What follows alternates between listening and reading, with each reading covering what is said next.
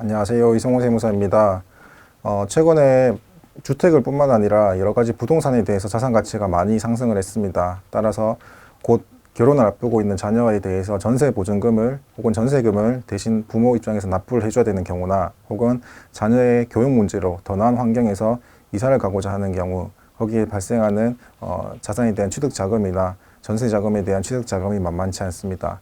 또 부모 자식 간의 관계는 증여재산 공제가 있지만 그 금액이 5천만 원까지 밖에 안 되기 때문에 공제되는 금액이 적고 또 과거 10년 이내의 기증여를 포함해서 함께 증여세 문제를 판단해야 되기 때문에 부모로부터 금전을 차입을 했을 경우 과연 그 자체가 증여세에 해당이 되는 문제인지 혹은 금전대차 거래로 제3자와의 거래를 한 것처럼 정상적으로 이자를 주고 있는 경우라면 증여세에서 제외되는지에 대한 문제가 또 살펴볼 필요가 있습니다. 그리고 그 세법에서 정하는 적정 이자율, 소위 말한 4.6%에 해당하는 적정 이자율보다 적게 이자를 지급한 경우라면은 추가적인 증여세 문제가 있는지에 대해서 살펴보는 시간을 갖도록 하겠습니다.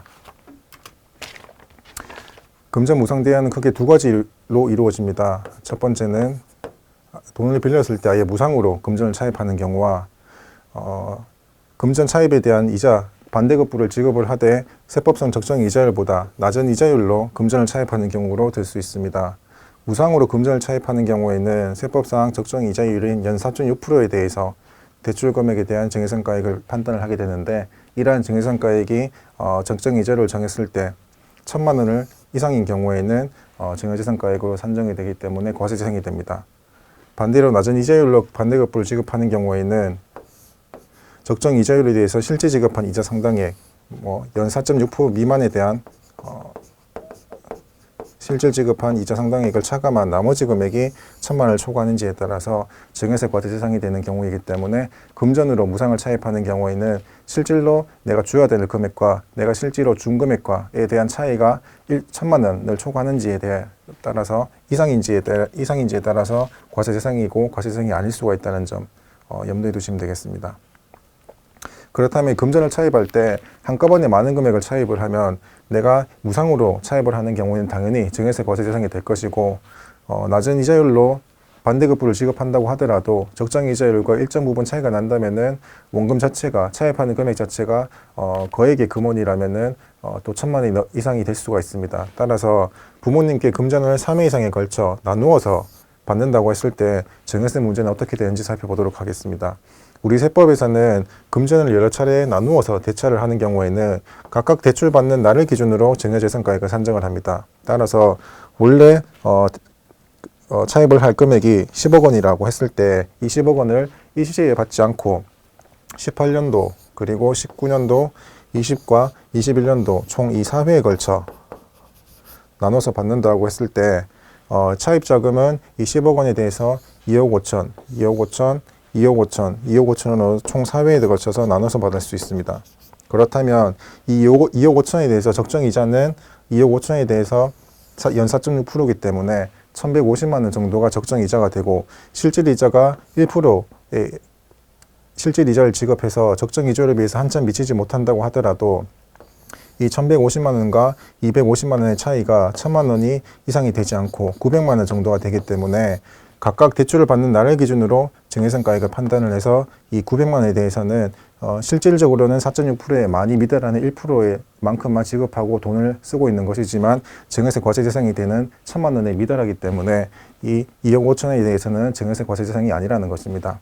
그렇지만 이 10억 원에 대해서라면은 당연히 이 1%에 대해서는 4.6%에 미달하는 경우에 대해서 1,000만 원을 초과하는 증여상가액 과세 대상이 되는 범위가 발생하는 것이기 때문에 일시에 받았을 때는 증여재산가액이 합산될 확률이 매우 높다라는 점 염두에 두시면 되겠습니다.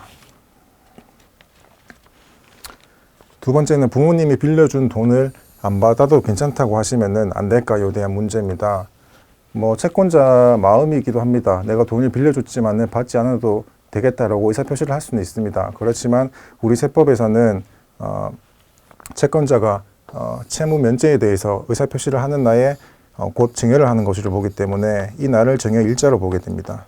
그래서 의사표시를 하는 날에 수증자는 돈을 지급할 의무가 채권자 간의 합의에 따라서 금전 무상 대차에 대해서 돈을 지급하지 않을 그런 채무 면제가 있다고 하더라도 이 부분에 대해서는 증여로 보는 것이기 때문에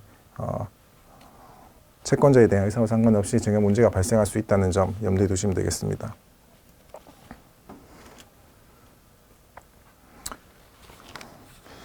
세 번째는 일단은 금전을 그냥 받는 경우와 금전대체로 과세되는 경우 이 세액 차이에 대해서 한번 살펴보도록 하겠습니다. 일단 증여자는 어머니인 모친이고 수증자는 아들로 가정을 했습니다. 이 둘 사이에 기정에는 없는 것으로 가정을 했고요. 이 아들이 취득하는 부동산 취득 대금은 전체 28억 원입니다. 그 중에 본인 자금 4억 원과 나머지 25억 원을 어머니로부터 돈을 빌렸다고 주장을 하고 있는 상황인데요. 이 경우에 이 25억 원을 실질적으로 일반적인 증여로 보는 경우와 아들이 소액이라고 하더라도 어머님한테 매달 이자를 지급하고 나서 금전대차로 거래를 주장하는 경우에 대해서 세부담 부담을 한번 살펴보도록 하겠습니다. 일반 증여로 본다면 이 20억 원에 대해서 돈을 빌리는 것이 아니라 다 증여로 보는 것이기 때문에 증여재산가액이 100% 25억에 대해서 다 잡히게 됩니다. 따라서 증여재산공제 5천만 원과 세율을 적용하면은 산출세액과 신고세액공제 3%를 차감한 총부담세액이 7억 9,500이라는 큰 금액이 발생을 합니다. 그렇지만 아들이 매달 100만 원이라도 증여 계좌로 이자를 이체를 했다고 했을 때 이 부분이 금전대체로 인정이 된다고 한다면은 금전대체로 보는 경우에는 다음과 같이 증여재산가액이 산정이 될 것입니다. 이 차익 금액 2억 5천만 원과 연 4.6%에 해당하는 적정 이자율에서 실제 지급한 월 200만 원이기 때문에 1년으로 합치면 1,200만 원이 되겠죠. 1,200만 원의 차이가 1억 300만 원이 됩니다. 물론 이것도 1,000만 원을 초과하는 금액이기 때문에 당연히 증여재산가액이 포함이 되겠습니다만은 전체 금액 2억 5천이 아니라 1억 300만 원이 증여재산가액이 산정이 될 것입니다. 따라서 증여재산공제 5천만 원과 산출세액 그리고 신고세액 공제를 더하면은 510만 원에 해당하는 아주 상대적으로 적은 금액에 대한 증여세 부담을 질 수 있게 되는 것입니다. 이처럼 아들이 어머니로부터 돈을 그냥 일반적으로 증여받는 것이 아니라 돈을 빌리고 거기에 대한 반대급부인 이자를 지급하고 있다고 주장을 하기 위해서는 거기에 대한 소명책임은 그것을 주장하는 수증인, 즉 아들에게 있습니다. 납세 의무자가 있기 때문에 향후에 자금 출처에 대해서 세무조사로 과세관청으로부터 세무조사에 대한 소명 업무를 용이하게 하기 위해서는 반드시 금융거래 내역을 통해서 이자 지급 내역이나 담보 제공 내역을 제공할 수 있도록 거래 증빙을 남기는 것이 필수이고 또 매달 지급하는 이 거래 금액, 반대급부인 이자 금액이 100만 원 등 소액이라고 하더라도 그 금액을 현금으로 지급하지 말고 반드시 증여자와 수증인 간, 채권자, 채무자 간의 금전거래로 나중에 주장할 수 있도록 통장상으로 반드시 표시를 하고 그 적요란에 대해서 매달 이자 지급에 대한 반대급부임을 표시해 두는 것이 추후 이처럼 큰 세부담에 대해서 경제적 이득을 지킬 수 있는 그런 방법이라고 보시면 되겠습니다. 자, 이번 시간에는 금전대차 거래에 대해서 살펴봤는데요.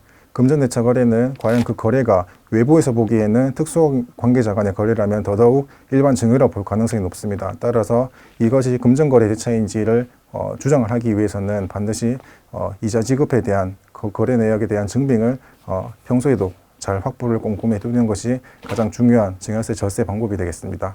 자, 이성호 세무사였습니다.